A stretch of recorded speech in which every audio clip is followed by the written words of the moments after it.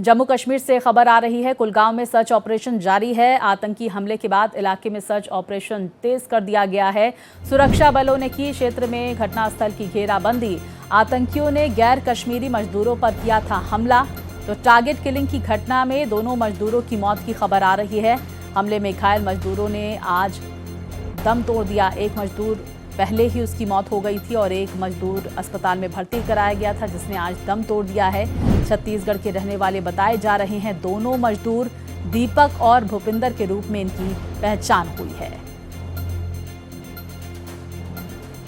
तो देखिए किस तरह से ये जानकारी आ रही है कि नाम पूछकर टारगेट किलिंग की गई। छत्तीसगढ़ से आए गैर कश्मीरी इन मजदूरों को निशाना बनाया गया आतंकियों की तरफ से। विस्तार से जानकारियों के साथ हमारे सहयोगी रवि हमारे साथ जुड़ गए हैं। रवि, कितनी कामयाबी वहां पर सुरक्षा बलों को सर्च ऑपरेशन में मिली है और क्या जानकारी सामने आ रही है? किस तरह से इस वारदात को आतंकियों ने अंजाम दिया और दो मजदूरों पर ताबड़तोड़ गोलियां बरसाई? और जिस बात का जिक्र हमने पहले भी किया कि नाम पूछकर गोलियां बरसाई गई हैं और पहलगाम अटैक में भी हमने देखा कि नाम पूछकर गोलियां चलाई गई थी। क्या कोई ऑफिशियल स्टेटमेंट प्रशासन का या सुरक्षा बलों का? देखिए स्वाति, कल देर शाम की ये घटना है जब कुलगाम का जो कीलम इलाका है वहाँ पर दो गैर जो जम्मू कश्मीर के निवासी थे उन्हें जो है वो गोली मारी गई। पहले आतंकी उनके पास पहुंचे और उनके पास उनका नाम पूछा गया, वो कहाँ से रहने वाले हैं ये पूछा गया और उसके बाद उन्हें गोली मार दी गई। जिसके बाद दोनों घायल हुए, उन्हें अस्पताल में ले जाया गया, लेकिन दुखद ये रहा कि उन दोनों की जान जो है उसे बचाया नहीं जा सका। इसके बाद जो सुरक्षा बल है उन्होंने पूरा इलाका जो है वो घेर लिया है और पूरे इलाके में जो गहन तलाशी अभियान है वो चलाया जा रहा है। जो सीसीटीवी फुटेज है वो खंगाली जा रही है ताकि जो आतंकी वहां से इस वारदात को अंजाम देकर फरार हुए हैं उन्हें जो है वो जल्द से जल्द वहां पर हिरासत में लिया जा सके, पकड़ा जा सके या फिर उन्हें मार गिराया जा सके।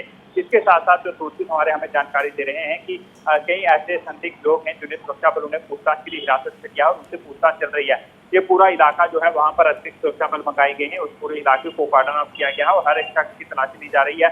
जो भी शख्स वहां से गुजर रहा है उनकी गाड़ियों की तलाशी ली जा रही है। इसके साथ साथ रवि, हम आपसे ये भी जान लेते हैं कि ये जो दोनों मजदूरों को टारगेट किलिंग की गई है उनके बारे में क्या जानकारी आ रही है? एक तो छत्तीसगढ़ के रहने वाले वो बताए जा रहे हैं, जम्मू कश्मीर में कब से वो रह रहे थे? क्या उनको इस वारदात से पहले कोई धमकी दी गई थी? आसपास रहने वाले लोग या उनको जानने वाले लोगों की तरफ से क्या इस पर कहा गया है?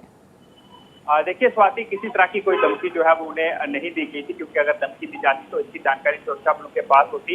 ये लोग ईंटों के भट्ठे पर जो है वो काम करते थे और अपनी रोजी रोटी यहाँ पर काम करके जो है चलाते थे। काफी लंबे समय से ये लोग जो है वो कश्मीर घाटी में रह रहे थे, लेकिन अचानक उनके पास जो संदिग्ध लोग हैं वो पहुंचे। तब तक उन्हें नहीं पता था कि ये मिलिटेंट हैं, तब तक उन्होंने इन्हें संदिग्ध ही माना, लेकिन वो आतंकी थे। जब उनके पास वो पहुंचे और उनसे नाम पूछा और उन्हें गोली जो है वो मार दी गई और उन्हें गोद के घाट जो है वो उतार दिया गया।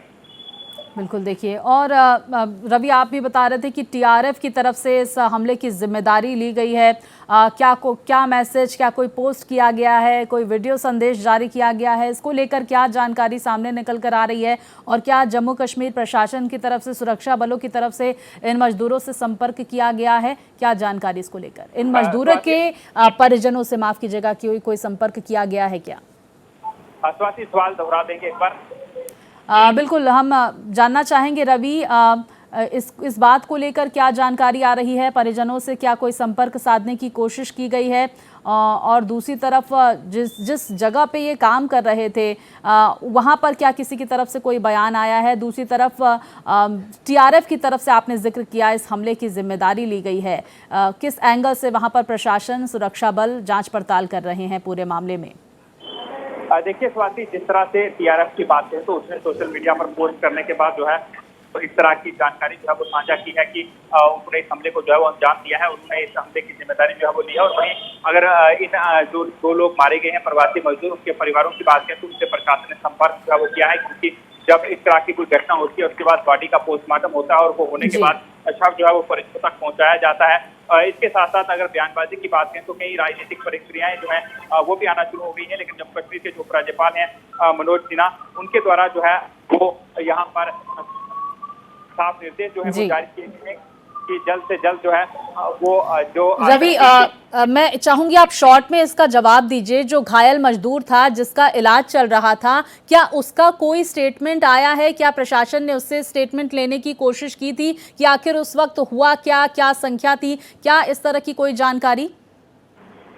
स्वाति, इस तरह की अगर स्टेटमेंट प्रशासन ने दी होगी तो वो प्रशासन ने अपने पास रखी होगी। इसको लेकर कोई आधिकारिक बयान जो है वो नहीं आया है कि उसने क्या जो है वो बाहर आकर जो है वो बताया है। जो सुरक्षा बल वहां पर थे, जो उनको लेकर अस्पताल में पहुंचे थे, क्योंकि अभी सुरक्षा बल जो तलाशी अभियान चला रहे हैं, तो अगर इस चीज की जानकारी पहले जो है वो सार्वजनिक कर दी जाएगी तो इससे जो सुरक्षा बलों की जांच है वो प्रभावित होती है और जो तलाशी अभियान जो है वो प्रभावित होते हैं। तो इसलिए जो है वो स्टेटमेंट अभी जो है वो जारी नहीं की गई है। बिल्कुल, देखिए किस तरह से यहाँ पर आतंकियों ने इस वारदात को अंजाम दिया। दोनों ही मजदूरों की जान चली गई है, एक का इलाज जारी था और उसने भी दम तोड़ दिया है। बहुत शुक्रिया आपका रवि, स्थिति पर नजर बनाए रखिए।